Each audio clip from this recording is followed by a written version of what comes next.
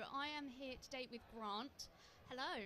Hi, Charlotte. So we're going to be asking you some questions about how you've got into the YouTube business and stuff like that. So first of all, why did you start your YouTube?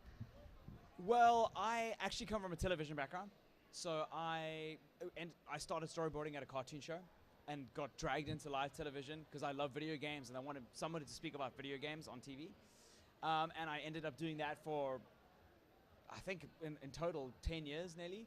But in between that, I really love digital video. Gaming is a interesting subject matter, gaming and technology in general, because your audience is generally online. So I wanted to move more into an online space, and that's how I got into YouTube. So what sort of pathway did you take to get into the media and TV industry? Like universities or? So I studied to be an art director and advertising. So I graduated in that. Some of it was cinematography in the course, but mostly for adverts. A lot of it was conceptual thinking. I then got a job. My first job was an opportunity that I took while waitering. I saw somebody drawing, one of the customers, some cartoons on a napkin, and I was like, I really like to draw. And they were like, okay, well, we're hiring illustrators. Do you want to come through? And I said, yeah. I didn't even know it was for storyboarding. I just was like, cool, they work at a cartoon show and they need an illustrator. I don't know what they need it for. And I arrived and it was like, listen, it's storyboarding. We need you to do like an episode a week. And it was a huge amount of fun. And I just decided, hey, I could do that. That's cool. I'll do that. And that's how I got into like a broadcast environment. So what sort of aspirations do you have in the future now that you've got to this point in your career? That's a very good question. I'm very happy where I am right now. I think the industry is evolving in a way that is very unpredictable, and it's really cool to kind of be on the front of that and see where it happens. I think building my career as an entertainer is an important thing to do, but also help provide opportunities for people who are also trying to get into the industry, especially in South Africa. I'm based in South Africa. A lot of people aren't watching South African content. Even Casper and Josh had to move up here as South Africans to be noticed on an international, a large scale basis. So trying to take talent from Africa and introduce them to the world and go like, hey, we make cool stuff too. You want to see what we make? Yeah. So what sort of advice would you give to someone like us who wants to get into this sort of industry? My advice really is that it is changing so rapidly. Just do something you love. So if you get an opportunity that looks interesting and is compelling in a way that you might not have predicted, be open to it. Go like, oh well, maybe this is something that I want to do, something I want to pursue. If you're doing traditional terrestrial broadcast, that industry is changing and needs to be agile. I bet you people were studying to get into television before reality TV became a thing, and those people graduated into a world where reality TV was a new reality for a lot of content producers. So just be agile and seize those opportunities as best you can.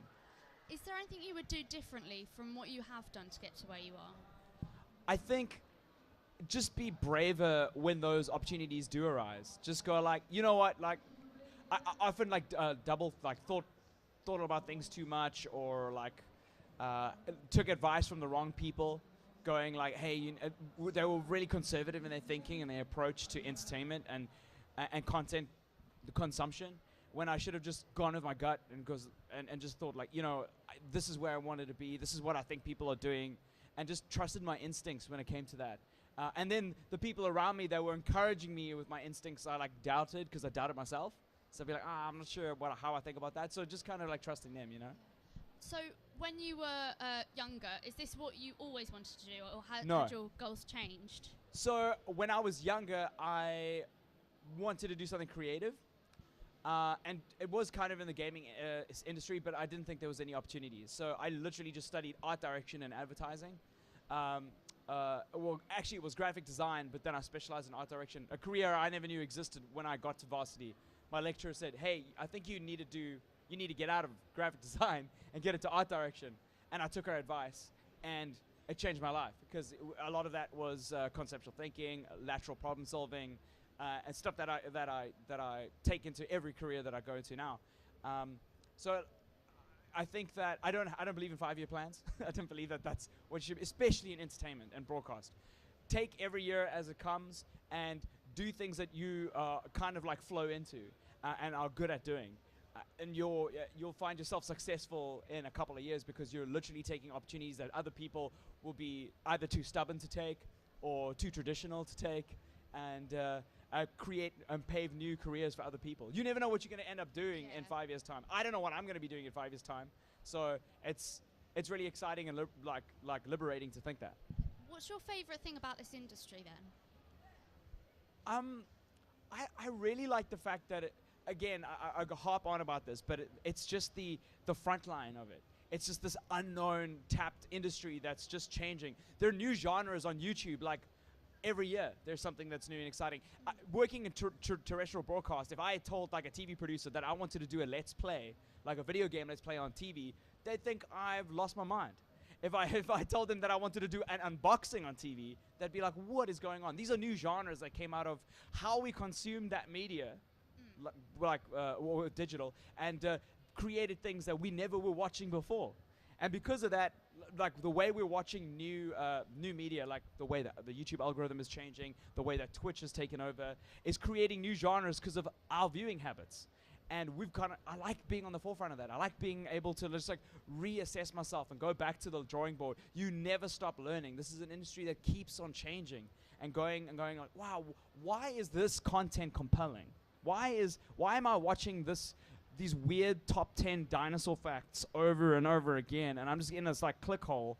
Like, who are these people with 1 million subscribers that just talk about dinosaurs? Who are they, and why am I not making that content? Yeah. You know what I mean? It's extremely exciting. Last but not least, what has been your favorite thing about World Skills every year?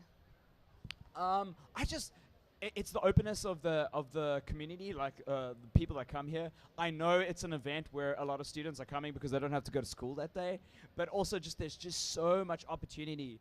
Coming from Africa, you do get like situations like this, but there's no like fair of this scale, and there's a lot of opportunity for British kids, and I think a lot of kids are like lapping that up. They go to all the different stands, like the carpentry stand and engineering, and seeing opportunities which they might not have even considered. It just opens their mind up a bit, going home and going, let me ruminate on this for the next like couple of months, because there was something that interested me that I never thought that I would be interested in, and that's really unique.